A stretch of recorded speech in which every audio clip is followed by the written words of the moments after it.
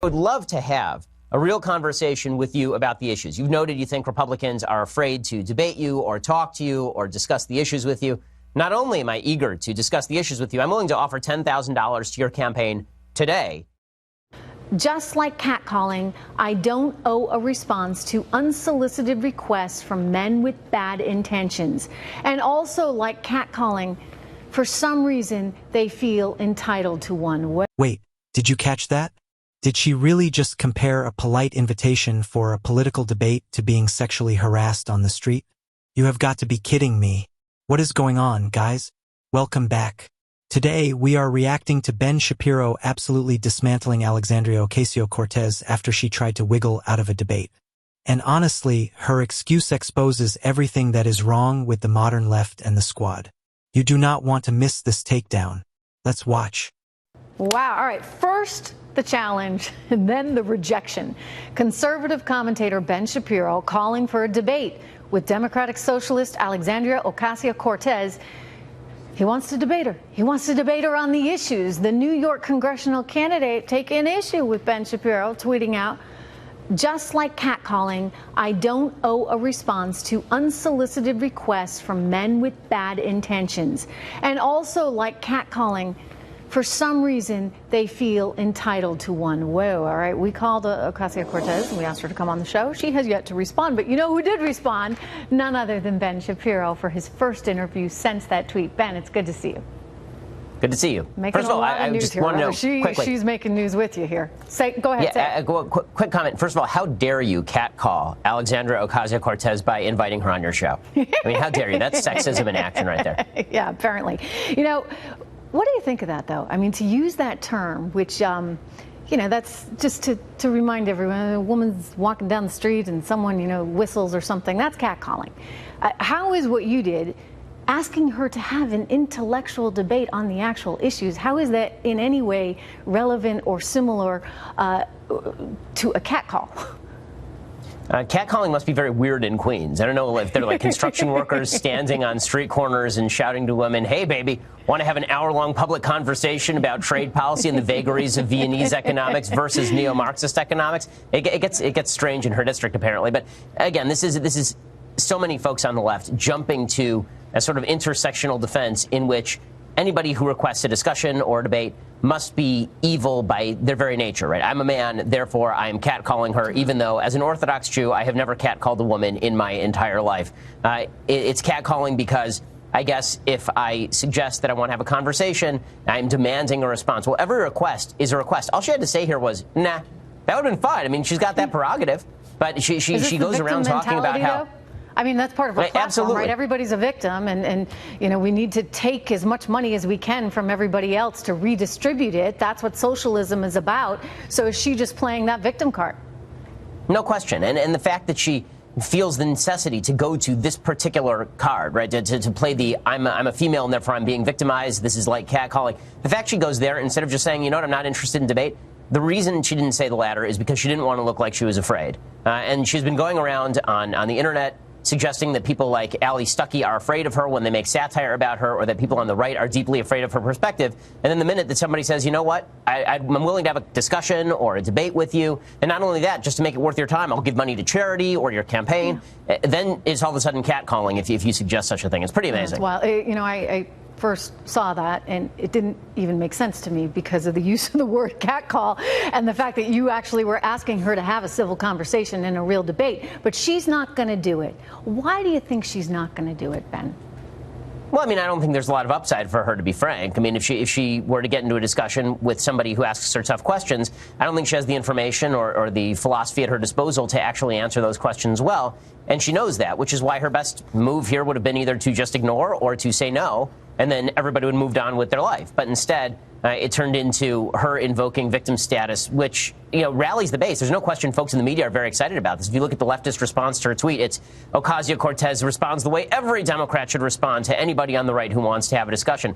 And then they wonder why more Americans are turning away from the intersectional left than ever. Yeah, you know, Ben, one of the things that has always made us great is an appreciation for some kind of intellectual diversity, right? Being able to have civil debates, being able to share ideas. I mean, that's how we evolve. That's how we get better. But when one side isn't even willing to have the conversation, conversation. Where does that leave us as a country? Yeah, that is the serious problem. And what's absurd is there are a bunch of folks on the left who responded to this entire controversy by tweeting at me. These are mainstream left commentators saying, well, why don't you have me on your show? And I was like, okay. And they didn't really know how to respond to that because I'm happy to have conversations with folks on the left. I have conversations with folks on the left all the time. The left just doesn't want to open the Overton window enough to have conversations with anybody on the right. Yeah, well, because they automatically assume they're right, you're wrong.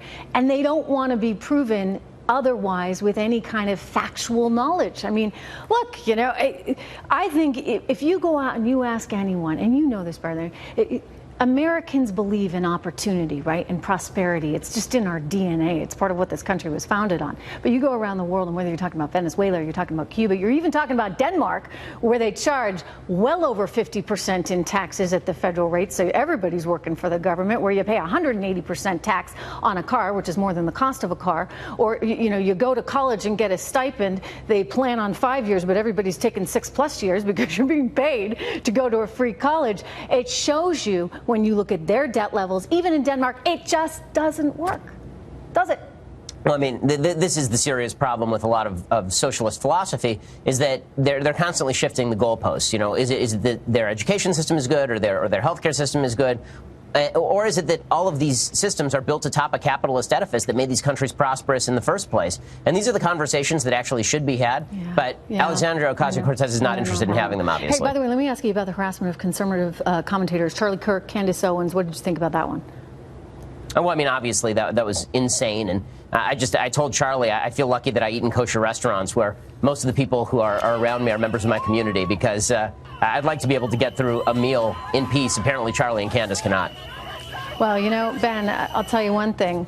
Had you debated her, my money's on you. Well, it would have been fun. Would have been fun. Oh, well. All right.